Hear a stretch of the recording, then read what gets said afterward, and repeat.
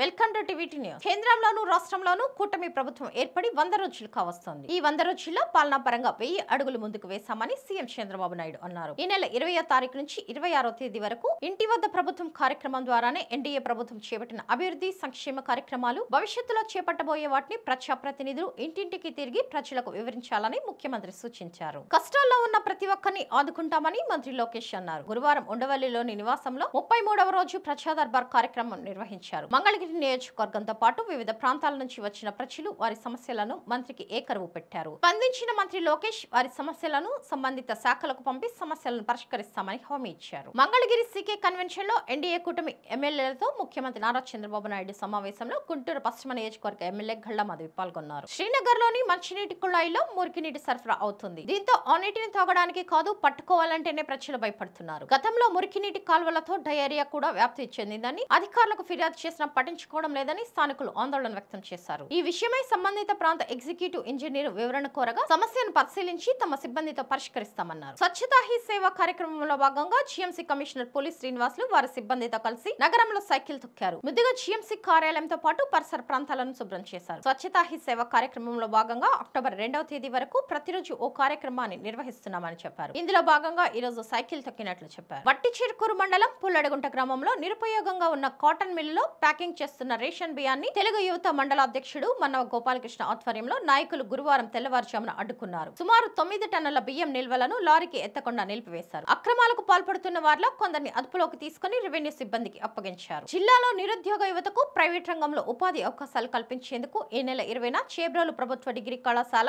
నల్లపాడులోని MBTS ప్రభుత్వ polytechnic కళాశాలలో ఉద్యోగ మేళాలు జరుగుతున్నాయని జిల్లా నైపుణ్యాభివృద్ధి అధికారి ప్రణయ్ తెలిపారు. 10వ తరగతి, inter, ITI, degree, BTech, diploma, pharmacy, PG విద్యార్హతలు కలిగి వయసు 18 నుంచి 35 సంవత్సరాల లోపు యువతీ యువకులు హాజరు కావాలని కోరారు. మంగళగిరిలో బుధవారం రాత్రి జరిగిన 100 రోజుల మంచి ప్రభుత్వం కార్యక్రమంలో ఉమ్మడి గుంటూరు జిల్లాకు చెందిన మంత్రులు, ఎమ్మెల్యేలు పాల్గొన్నారు. ఉమ్మడి గుంటూరు జిల్లాకు చెందిన మంత్రులు నారా లోకేష్, అనగాని సత్యప్రసాద్, నాదెండ్ల మనోహర్, ఎమ్మెల్యేలు ఎరపతినేని శ్రీనివాసరావు, కన్నా లక్ష్మీనారాయణ, జీవి ఆంజనేయులు, చెదలవాడ అరవింద్, భాష్యం ప్రవీణ్, శ్రవణ్ కుమార్, బ్రహ్మారెడ్డి, గళ్లా మాధవి ఉన్నారు. గుంటూరు పట్టణంలో నగర కమిషనర్ శ్రీనివాసులు గురువారం ఉదయం నగరంలో పర్యటించారు. ఈ సందర్భంగా స్వచ్ఛతా హీ సేవ కార్యక్రమంలో భాగంగా ఆయన స్వయంగా కార్మికులతో కలిసి రోడ్లను శుభ్రం చేశారు. అనంతరం ఆయన మాట్లాడుతూ ప్రతి ఒక్కరూ వారి యొక్క పరిసరాలను శుభ్రంగా ఉంచుకుంటే ఎంతో ఆరోగ్యంగా ఉంటుందని చెప్పారు. స్థానిక ప్రజలకు స్వచ్ఛతా హీ సేవ కార్యక్రమం గురించి వివరించారు. బీసీల అభ్యున్నతికి కూటమి ప్రభుత్వం ఎంతగానో కృషి చేస్తుందని జనసేన రాష్ట్ర ప్రధాన కార్యదర్శి బోనబోయిన శ్రీనివాస్ యాదవ్ అన్నారు. బుధవారం ఆయన గుంటూరులో విలేకరులతో మాట్లాడారు. బీసీ వర్గాల అభివృద్ధికి 2.2 కోట్లు కేటాయించడం ద్వారా విద్యార్థులకు ఎంతగానో ప్రయోజనకరం చేకూరుతుందన్నారు. బీసీ రిజర్వేషన్ బిల్లు చట్టసభలో ఆమోదం పొందుతుందన్న నమ్మకం ఉందన్నారు. రాష్ట్ర వ్యాప్తంగా అధికారుల వేధింపులకు వ్యతిరేకంగా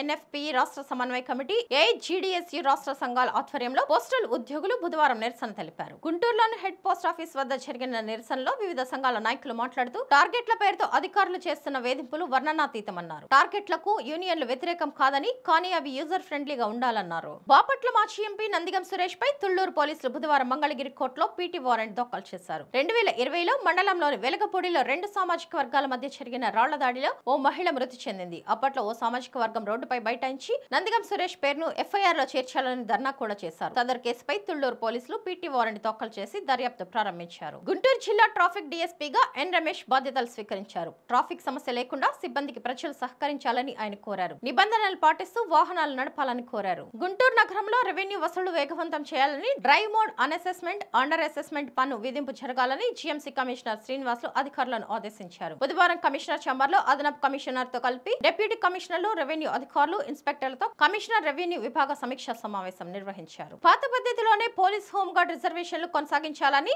కానిస్టేబుల్ నోటిఫికేషన్ వెంటనే పూర్తి చేయాలని, 95,028 మంది పోలీస్ అభ్యర్థుల ఆర్తనాదాలు మీకు వినిపించలేదా అని అభ్యర్థులు ధర్నాకు దిగారు. TV news.